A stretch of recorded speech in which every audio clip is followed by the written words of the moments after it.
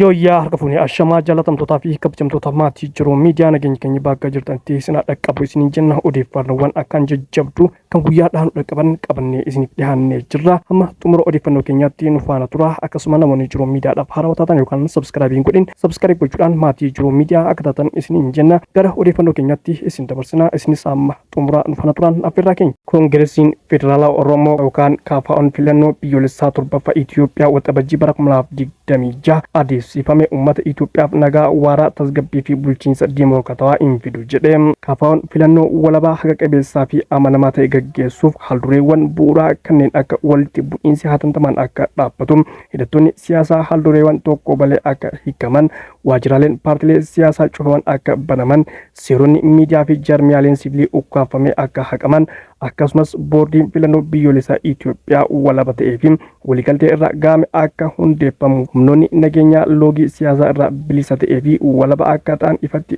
gaafatee turuu isaa ibsee jira. Haa ta'u malee mootummaan sagalee mormitootaa fi waraana uummata Itoophiyaa ce'umsa diimokiraasiif dhugaaf taasiseef moggaatti dhiibuu fi fooyya'insoota murteessoo ta'an tuffachuun filannoo fakkeessaa gaggeessutti seene jedhe KFO'n.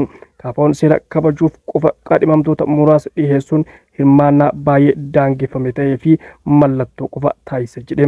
Filannichi hanqinoota bu'uuraatiin kan guutamee fi mirga filachuu lammiilee kan dhiibee ture jedhe KFO'n. Waraanni mancaasaa naannolee Oromiyaa fi Amaaraa keessatti gaggeeffamaa jiru baadiyaalee bal'aa fi ollaa magaalotaa keessatti filannoo amanamaa gaggeessuun gonkumaa akka hin danda'amne taasisee jira jedhe. Naannoo Tigraay guutumatti filannoo hin hirmaanne naannolee filannoo itti adeemsifame jedhametti raawwattoota filannoo paartii biyya bulchuu bakka bu'uun hojjetan fakkaataniin loogii ifa ta'e raawwatame jedhe.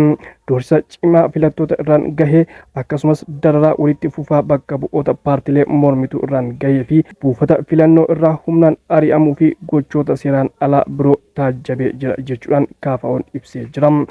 Dabalataan taajjabdoota biyya keessa irratti dhorkaman tooftaa ta'ee taasifamuu kan ibse KFO'n taajjabdoota gamtaa Afrikaa fi IGAD muraasa irraa kan hafe taajjabdoonni idil addunyaa biroo kan hin argamne ta'uu isaa ibsee jira. Warri taajjabeef argamanis waraana biyyattii keessatti gaggeeffamaa jiruun kan ka'e magaalaa guddittii Finfinneen ala filannicha haala hiika qabuun taajjabduu dhabuun isaanii filannichi taajjabduu malee hambise jedhe. Filannoon gaggeeffame jedhame hundi hammatamummaa, walabummaa fi haqa qabeessummaa kan hin qabne ta'uu isaa bira dabree nagaa waaraa tasgabbii fi sirna diimokiraataa waan hin uumneef mootummaan maree biyyoolessaa dhugaa fi hunda hammataa akka gaggeessu hawaasni idil addunyaa dhiibbaa hiika qabu akka godhu gaafanna jechuudhaan ibsee KFO'n. Egaa hordoftootaa fi kabajamtoota maatii jiruu miidiyaa odeeffannoon ammaaf qabadhee isiniif dhiyaadhe hangalmaa odeeffannoo keenya biraatiin amma walitti deemnutti nagaan turaa isiniin jenna. Namoonni jiruu miidiyaadhaaf haarawaa taatan yookaan sabskiraayibii godhin sabskiraayib gochuudhaan maatii jiruu miidiyaa akka taatan isiniin jenna. Akkasuma laayik sheer gochuudhaan nu jajjabeessaan dhaamsa keenya. Egaa ji'a lamaa takkaaf bannee turre amma garuu guutumatti deebinee jirra waan ta'eef laayikii akkasuma immoo sheerii gochuudhaan nu bira dhaabadhaa isiniin jenna.